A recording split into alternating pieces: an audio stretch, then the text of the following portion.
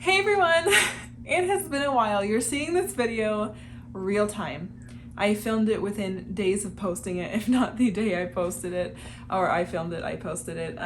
I'm sorry you guys have been so delayed, but I want to catch you guys all up on what's going on because it's been weeks. I posted an old video of like my 6-week update before I really started to get sick.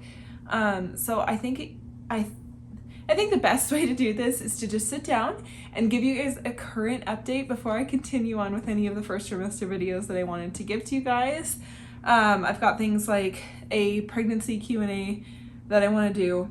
So if you're not following me on Instagram, go do that if you want to ask questions and stuff like that, because that's usually where I'll put question boxes in my stories and stuff. I have a couple cute videos for the first trimester as well that I'm working on, but I want to do things like, you know, my 2-week wait symptoms and just all those typical videos. Maybe dedicate a video to morning sickness and coping with that and how it was for me in a little more detail.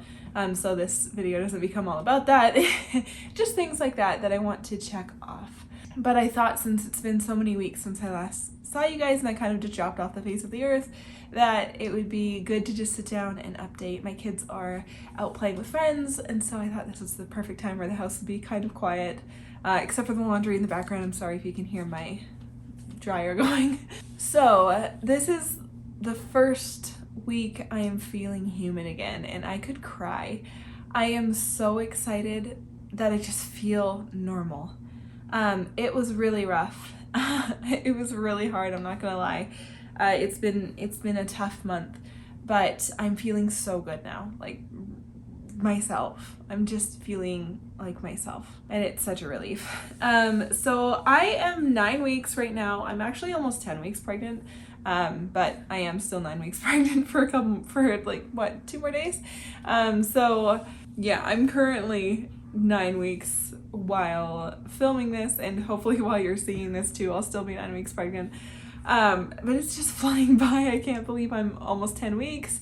I think it's flying by now that I'm feeling better, because I was so sick for such a long time that it was just like a weird survival period. Bump is definitely growing, but I have a lot of things to update you guys on. But to start, I'm doing really, really well. Baby's doing really, really well. Everybody's healthy and good now. So last I talked to you guys, I really didn't know much. I hadn't spoken with my midwife yet. I hadn't gotten any appointments. I hadn't done anything like that. And skip forward to now, almost 4 weeks later, and a lot has changed, and I have had appointments and an ultrasound and things like that. So that's really exciting. Let me just jump forward to that, because that's exciting news. So we did have an ultrasound at 8 weeks and 4 days to date the baby. I had said in my 6-week update that I didn't think we were going to be able to get in because ultrasounds were really booked. I assumed maybe I would go in at 12 weeks. But since things have changed, they actually got me in early, and they were able to get me in at like 8.5 weeks pregnant to date me. And then I had the option of scheduling the 12-week one, which I opted out of. It's the genetic testing one. That's the only reason they do that one now, which it wasn't the case when I was pregnant before. And since I opted out of that, we just got our 8-week ultrasound, and then we will be seeing baby again at 19 weeks.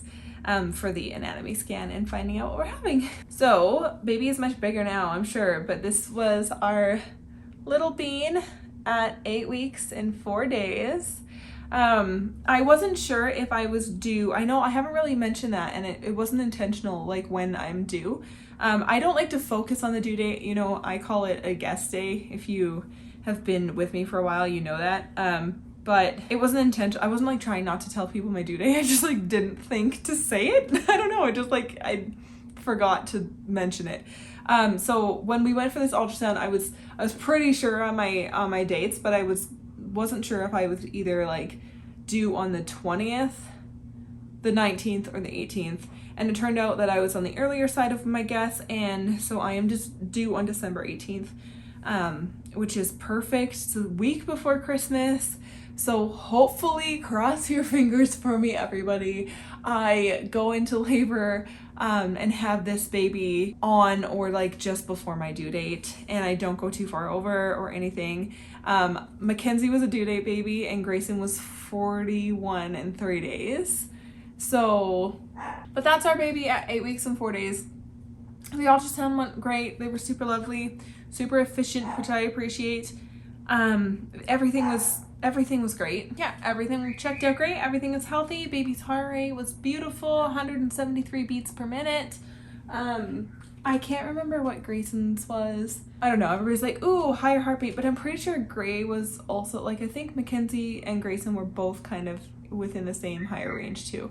So I don't think I put a lot of weight into that. I should clarify, we do not know the gender of the baby yet, because here you cannot find out until 20 weeks.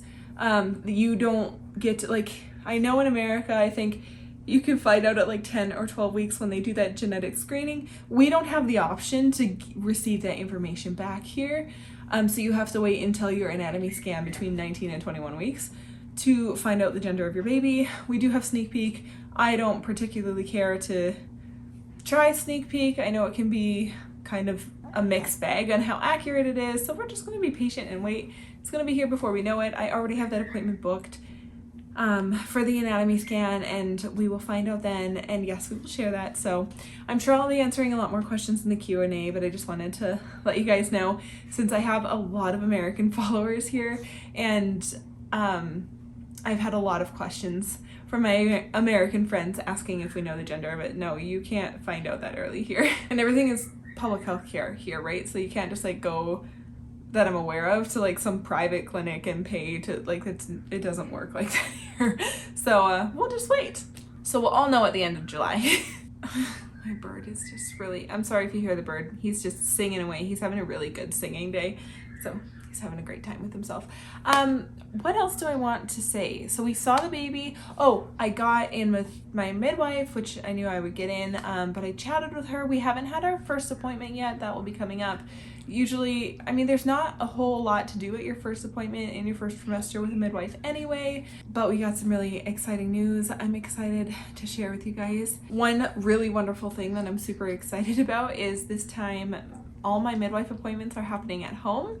I don't have to go anywhere. I literally only have to go for my 2 ultrasounds, and I think we'll be doing like blood work ones, and that's the only time I have to leave my house. Every other appointment, all my prenatal appointments will be in the comfort of my living room, which is so amazing. I'm so excited for that. And because of some of the changes with my midwife being able to come to our home for our appointments, that's super exciting.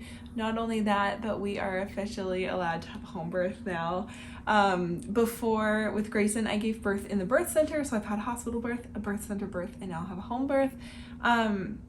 So with Grayson, we weren't able to birth at home because my midwife was part of a collective of midwives, and they weren't allowed to go a certain distance away from where they lived, I believe, and we were like 5 minutes out of that distance. So we weren't able to have that option. It was really unfortunate, but it is what it is. We loved our birth center birth. It was great, but I give birth really quickly, and I was really worried and anxious about having to drive and potentially having a baby in the car, or having to make the choice of like stay home and have an unassisted birth unintentionally or give birth in the car, because yeah, I do birth that quickly. Grayson was born 3 hours after my water broke. I've never had a contraction prior to my water breaking before. My water breaking has always been the first sign of labor, and then immediately contractions start.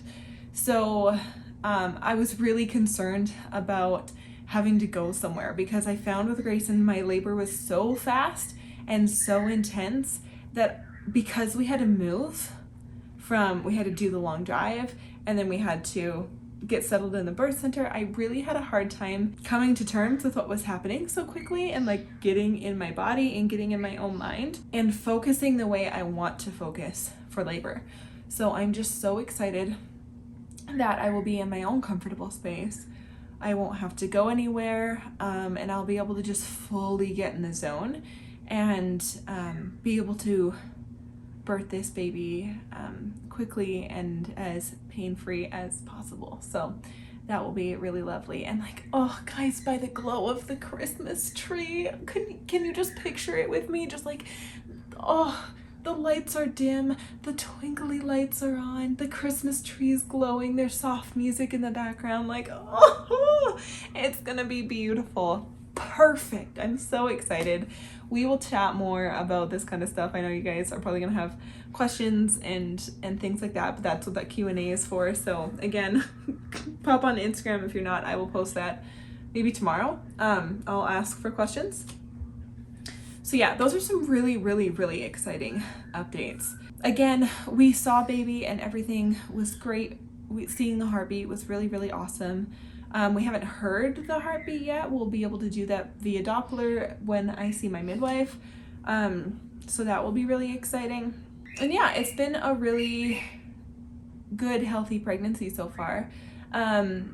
Last I chatted with you, I was feeling okay. I was drinking ginger ale through that, and so I wasn't feeling the best, but I wasn't feeling the worst. At about 5 weeks, I started feeling kind of all day nausea, which is fine and it's manageable. If you don't know my history, I'll just briefly mention that with like Mackenzie, I probably should have been diagnosed with HG with her, I think. With Grayson, it was less bad. I was able to function. It was like more normal. This time it felt like I was going to be able to get through it, and it was just all day nausea, and I was still being able to eat. And yeah, I had some food aversions, but it was manageable, and it was okay. And then all of a sudden, at like 7 weeks and a couple days, it smashed me like a freight train.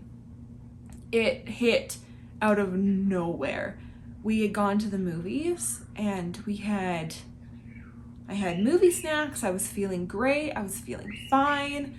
It was an awesome time. We came home, and then like at like midnight that night, it just started, and it didn't stop. I just was so sick, like just throwing up constantly, to the point where the end of that weekend I couldn't even keep a sip of anything down.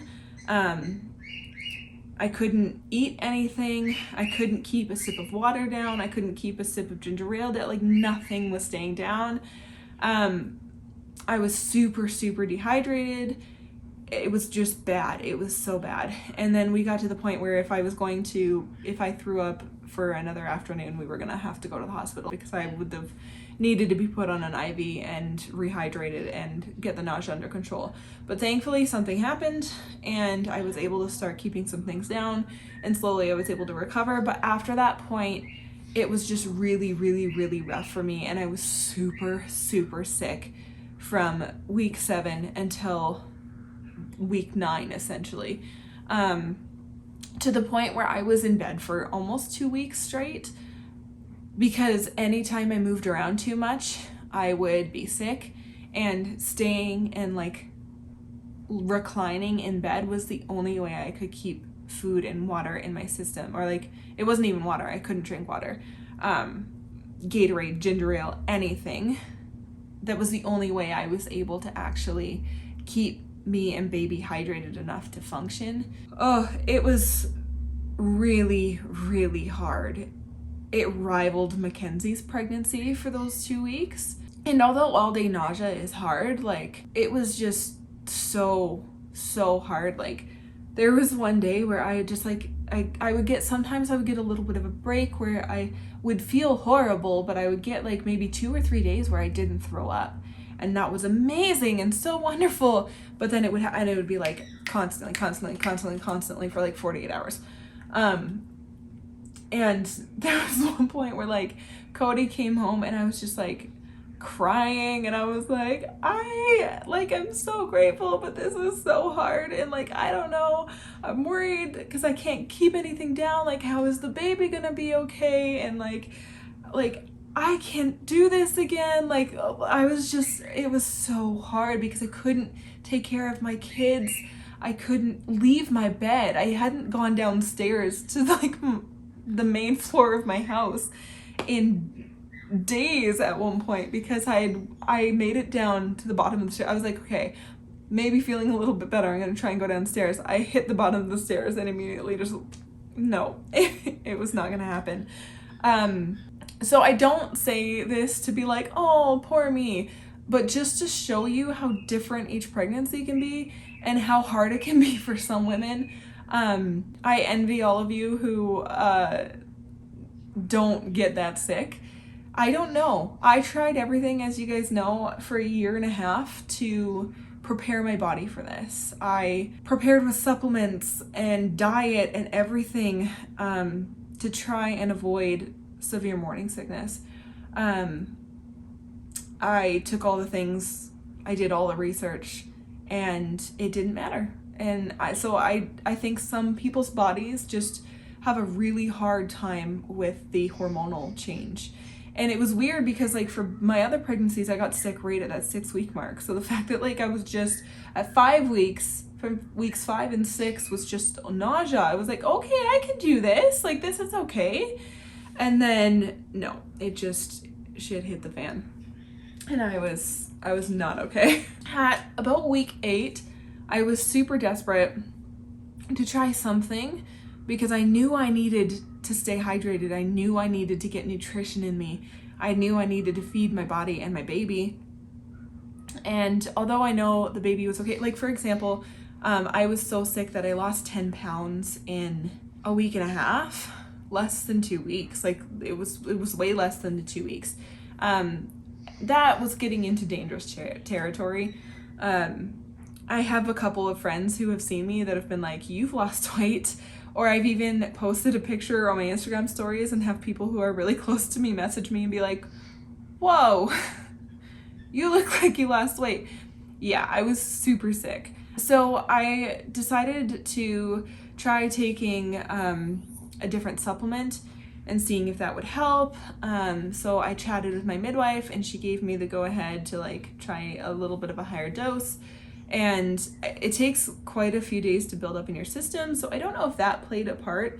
Some days I could keep it down, some days I couldn't. So I started taking that sometime around week 8. And then, sorry, I get like hiccups when I talk a lot now. And then week 9 happened and I felt better. I was still not feeling the best, but I woke up the next day at 9 weeks and 1 day and I was fine. I woke up and I felt good and I felt hungry for breakfast. And I was like, what is this feeling? I don't trust it, but we're gonna go with it. And I walked downstairs and no smells bothered me. And I went into my kitchen and I made breakfast and I had a cup of tea. And ever since then, I've been fine. And it took me a few days to like I'm still working on getting my calories back up and like eating full ranges of meals. But for the most part, like the nausea it just vanished. Like it just went away. And thank goodness I had seen the baby just a few days before because I would maybe be worried. But I think what happened was a combination of that vitamin kicking in and also I think the placenta took over a little earlier this time. And once the placenta takes over, that eases the burden on your hormones so much and your body adjusts. And that can be why you stop feeling sick. So with Mackenzie, I think that happened at about 12 weeks. With Grayson, it happened at 10. And now with this one, it's happened at 9. And slowly but surely, I've just been loving and enjoying food. Most of my aversions are gone. I don't really have, I'm slowly incorporating eggs again. That was the hardest one for me. And I had an aversion to bread. I had an aversion to all things carbs. I couldn't eat crackers. I couldn't eat bread. I couldn't eat a bagel, like nothing. It was terrible. It was so brutal. But I just wanted to explain a little bit because if you have really bad morning sickness, because I think, yeah, there's women who have HG. There's women who get no morning sickness, but there's more on the spectrum. And there's this tiny little group of us right here pressed up against HG where it's not quite bad enough to get diagnosed with HG, but it's so close. You could be like just a couple days away from a really bad time and being diagnosed with HG and hospitalized. So if you also kind of fall on that cusp, I just want to share my experience so that so that you maybe don't feel so alone, but also just to share like what it can be like. I'm very, very lucky in the fact that the rest of my pregnancies have always been beautiful. I'm so excited to just be able to enjoy my pregnancy. My body is very good at being pregnant. It's very good at birthing babies. Like, I'm very, very lucky in that realm. But the first trimester is really, really, really hard for me. There was definitely a point in there where I was like, I'm so grateful that I don't have a toddler or something right now, because I physically could not have done it. I couldn't have. Like, it would have been impossible to take care of a small child while being that physically sick. So it just like, it shifted a lot of perspectives for me. Because I was like, maybe the door should be open for a fourth because of the age gap and everything. I don't think that's gonna, I think that door got slammed and locked several times over the past few weeks. But yeah, I just wanted to give you guys an update because I feel like I haven't chatted with you. I wanted to share, why I was away for a little while, because I couldn't, like, I have no pictures on my phone. I have nothing because I just laid here and some days watched TV. Oh God, I've watched so much Netflix, but oh goodness, it was really hard. It was really hard. And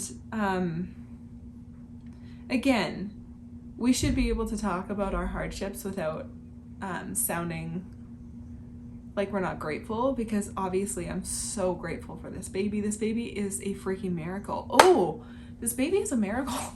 And I said we were going to talk about that a little bit. So let me explain that story and then we will say goodbye and I'll see you next time, because I've been blabbering for ages. This baby is an absolute little miracle. You guys know, if you've been following my journey, let's just give you the cliff notes real quick in case this is your first time watching one of my videos. My husband had a vasectomy reversal last August. We got pregnant right away and I miscarried. And then we had no success for 7 months. Nothing was happening. It took a long time for my husband to be able to get into the fertility clinic where they do semen analysis here, so he could check to see if the reversal had worked. So we had finally gotten booked in. They had a lot of backups because of, the world is trying to get back to normal. So lots and lots of things delayed this test. And so we knew that the test was coming, it was booked. So we decided, like, hey, we've had no success. Let's stop trying. Let's give ourselves a break.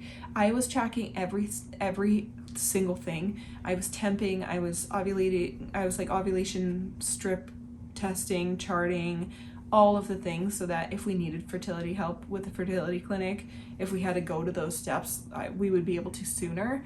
Because if you've been tracking for longer, for 6 months, you can get in sooner.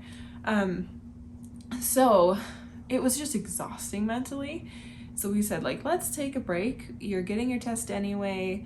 We'll just enjoy life. We'll know answers anyway at the end. And my cycle kind of lined up with his appointment to the point where I would be in my 2-week wait when his appointment was. So it was kind of like, well, we were going to find out the results at the same time I would get my period kind of anyway.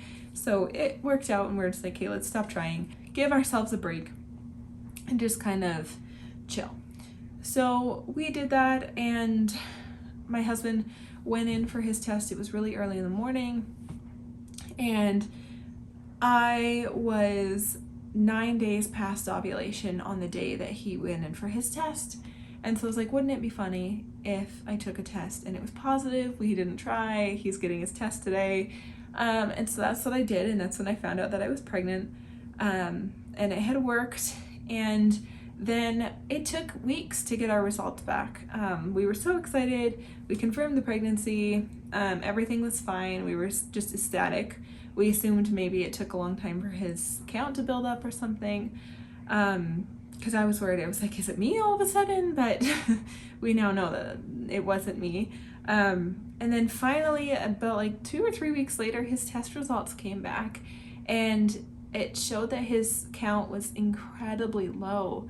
For example, if you know, count is supposed to be like at least 50 million, and it was only 4.4, which is clinically infertile. Now, ranges can vary sample to sample, different things can affect them, but most people, like, it's hard. A natural pregnancy can occur with those counts, but it's rare, and yeah, it just like it doesn't look like we should have been able to get pregnant on paper. But I guess the good thing is, like, some of the details were a little better. Like, his count was low, but his like motility and things like that were okay. So that was kind of a shock to see, and we were so grateful that we were pregnant, because that is why it was taking so long. And like, if we hadn't have found out that we were pregnant and we didn't get pregnant that cycle, for example, and we would have gotten these counts back, we would have booked in for a redo, reversal. We would have had to go back and get the surgery redone, because with those counts, it just seems like it didn't work. So the fact that we're here, you know, almost 10 weeks pregnant is just, and we've seen the baby and everything is healthy and wonderful, is just amazing. I'm just so amazed.